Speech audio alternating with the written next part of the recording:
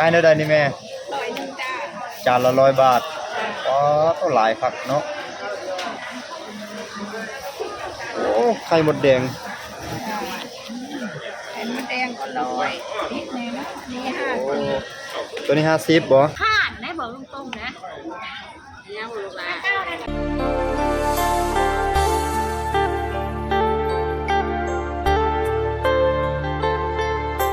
สวัสดีตอนเช้าสวัสดียามเช้าสวัสดียามเช้า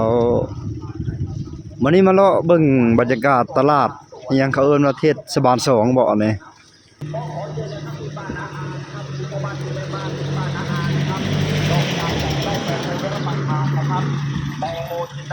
บรรยากาศรถหลายขนาดเลยเนาะจากยโสธรวันนี้เราขายกันในราคาถูกๆนะครับมากันใหม่ๆใหม่จากรถสดจากสวนนะครับรถจอดเต็มอยู่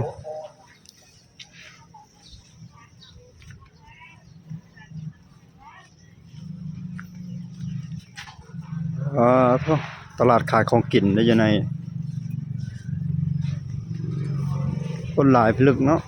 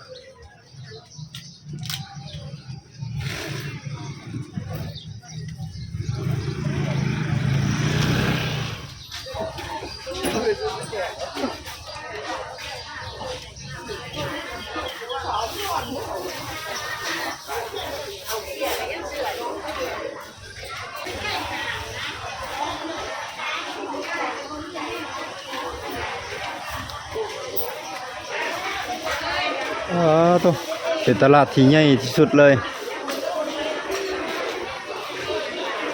ใหญ่เลยเนาะตลาด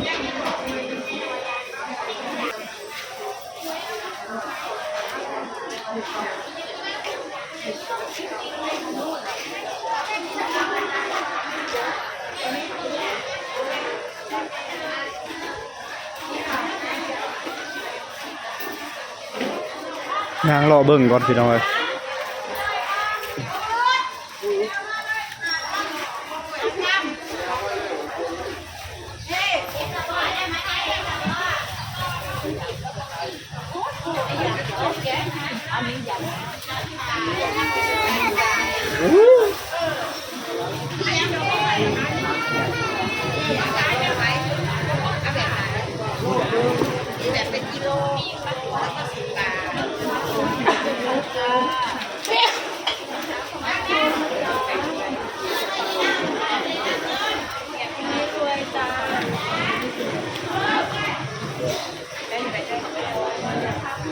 ถ้าได้ปลาตัวเท่าไหร่จ๊ะปลาดุกได้ตัวเท่าไหร่กินมาปิ้งปลาดุกเนี่ย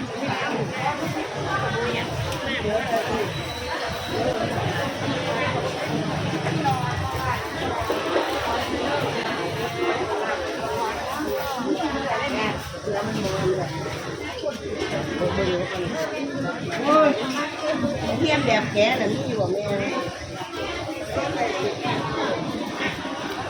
คนหลายแห้งจุดเบียดกันไปเลยพี่น้องเอ้ย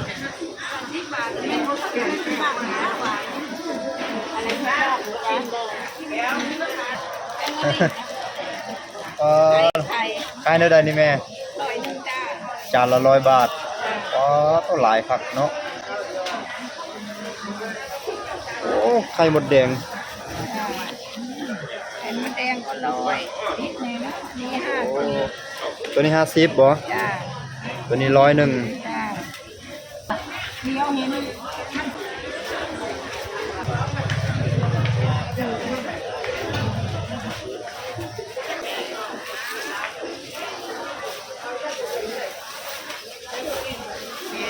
อยากมอง20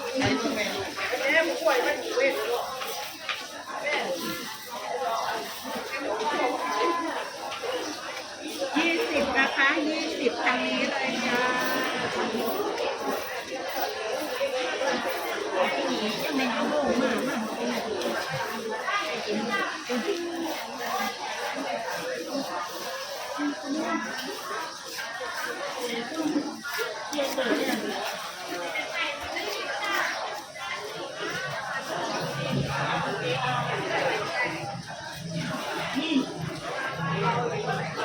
ราคาตามนี้เลยเด้อพี่น้องเด้อ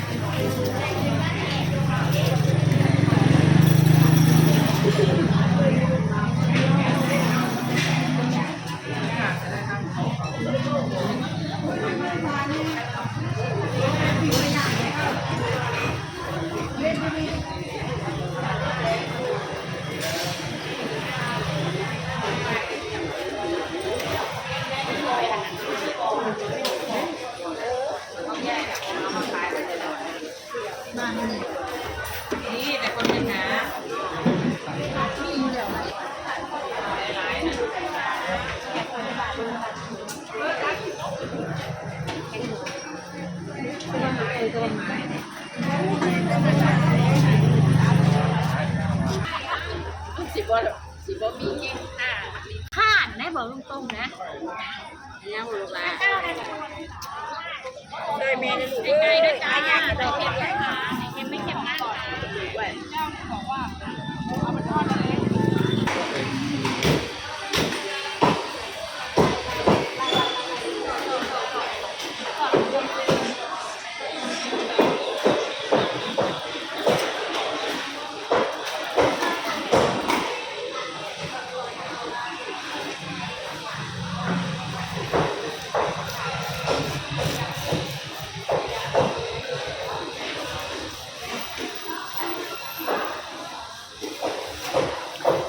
ส่วนนี้ขายผักขายหยังเสื้อผ้านำส่วนนี้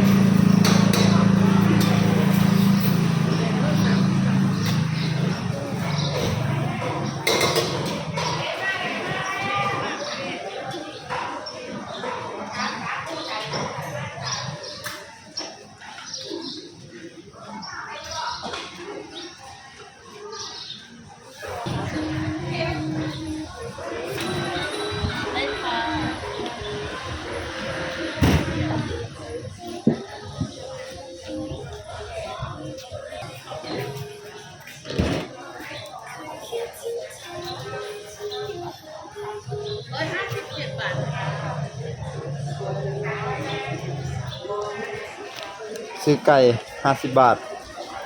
เป็ด120 120ขอบคุณละเอียดเลยเนาะห่อหมกไข่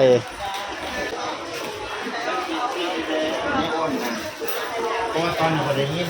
พวกปลาอยู่ติดชิดก็คือไปไหนเขาก็ตามไปได้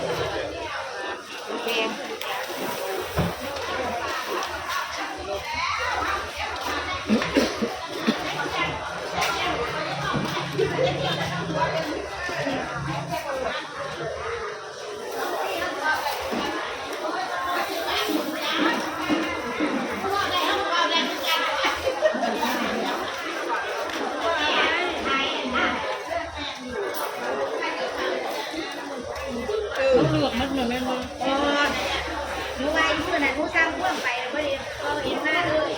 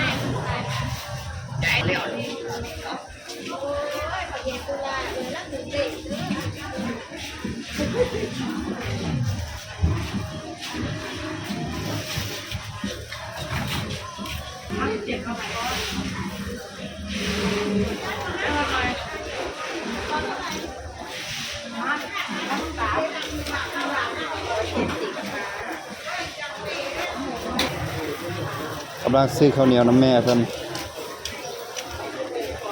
20 บาท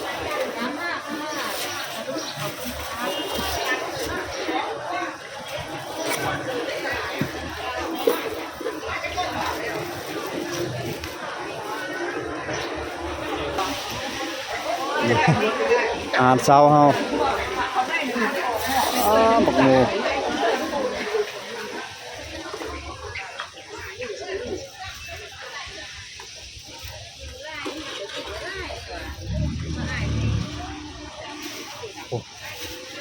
คนหลายขนาดทางนี้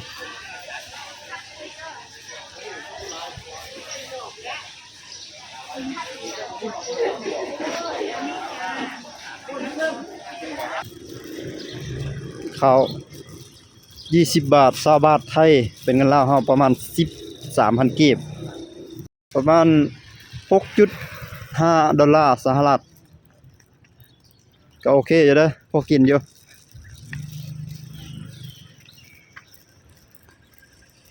รถจอดเป็นแถวแล้วอยู่นอกหลายขนาด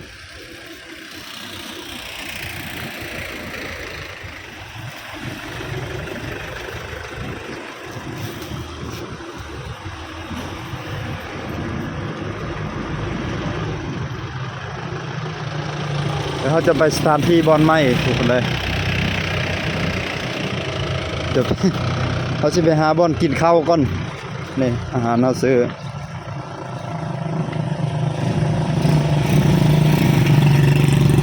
อย่าลืมติดตามคลิปของวรัตน์ในตอนถัดไปเด้อพี่น้อง